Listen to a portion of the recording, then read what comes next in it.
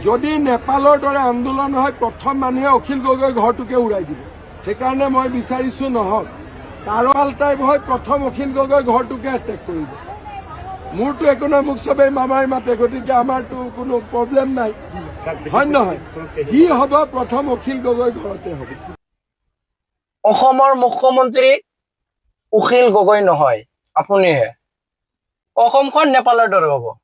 এইটো শুনাৰ পিছত মামাৰ বহুত ভয় লাগিছে কিয় ভয় কৰিব লাগে অসমখন যদিহে আপুনি ভাল পৰা চলাই আছে ইয়াত ভয় কৰিবলৈ একো নাই আপুনি ভাল বিয়া ভালকে জানি আছে বুজি আছে যে আমাৰ ৰাজ্যখন মই কেনেকৈ চলাই আছো